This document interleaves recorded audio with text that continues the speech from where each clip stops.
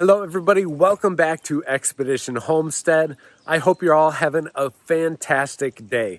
Today I was going to make a video all about trellising our bean plants, but it's raining outside right now. So I thought I would take the opportunity to tell you guys about our rainwater collection system and why this one single system is all we need to water our entire garden back here. All 9 raised garden beds can be watered with just our rain collection system.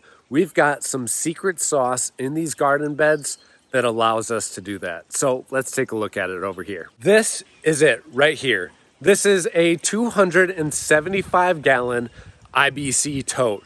You can find these on the Facebook Marketplace, Craigslist, eBay, all over the place. The prices are going to be ranging from as low as 20 bucks or actually free. You can find these for free in some places, believe it or not, but usually around from $25 to $100 for one of these totes. One important thing that you guys want to make sure of when purchasing your tote is that it was used for something like food grade, some sort of a food. This one in particular was used for holding sunflower oil. You want to make sure that it's not you holding something toxic that you don't want leaching into your garden if there's some residue left over in this tote. So in our case, it was sunflower oil. This 275 gallon tote is hooked right up to our gutter system. We've got one side of the house here. Our gutters go right into it. It's been proven that whatever might be washed down from the roof of your house is broken down by the time it's in your garden bed and being soaked up by your plants to where it does not create any higher levels of any sort of metals, chemicals, or anything like that. You guys will be just fine using rainwater from your roof. You really do not have to worry about the rainwater that you're collecting. And in fact, a lot of the stuff that the rainwater is going to be collecting is coming straight from the atmosphere anyways. So there's really no avoiding that. And our plants' root systems, the microbes in the soil, and the fungi in the soil also helps remediate that a little bit. So there's, in the long run, there's really nothing we can do, but collecting rainwater off of your roof like this is not going to have any negative effects in your garden. I just wanted to address that because I know some people are concerned with any effects that the shingles might have in your rainwater. It is absolutely nothing, no negative effects. So let's take a closer look at this tote.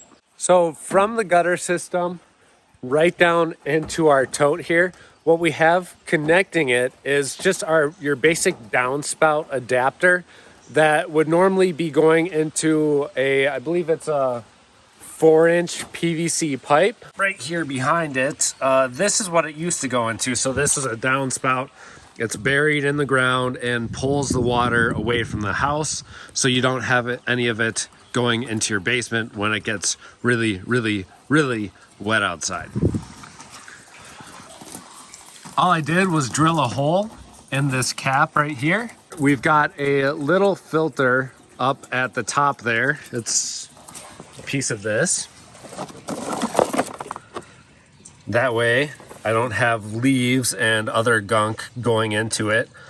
So I've got that right up at the top, and then it's going straight in the tote here. Right now you can see the tote is almost a quarter of the way full. And all of this rain, believe it or not, was just harvested over the past couple of hours with a light sprinkle outside. Hi. Oh, you got dirt in your mouth.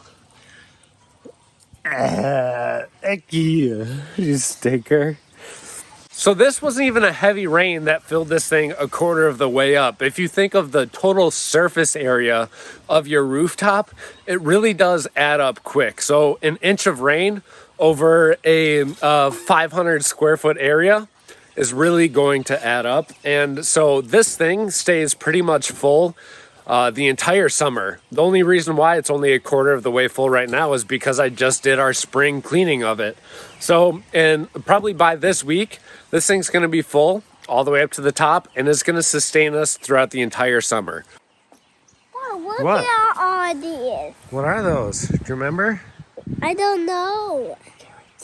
Carrot. Yeah.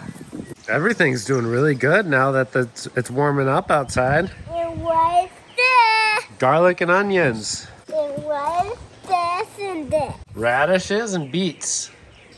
Earlier in the introduction to this video, I had mentioned why this 275 gallons is more than enough to sustain our garden during the summer months and even if we have some weeks of drought. Each of these 9 garden beds probably takes less than 5 gallons of water per week.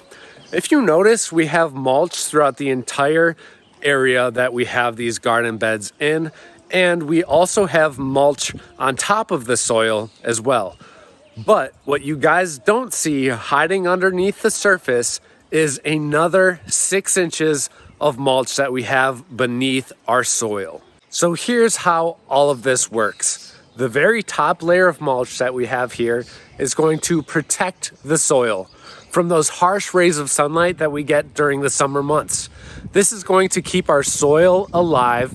It's going to retain moisture, stop it from drying out on that very top layer.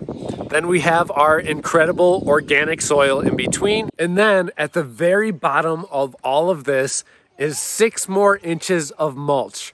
What this is going to do is create an incredible base for mycorrhizal fungi to grow.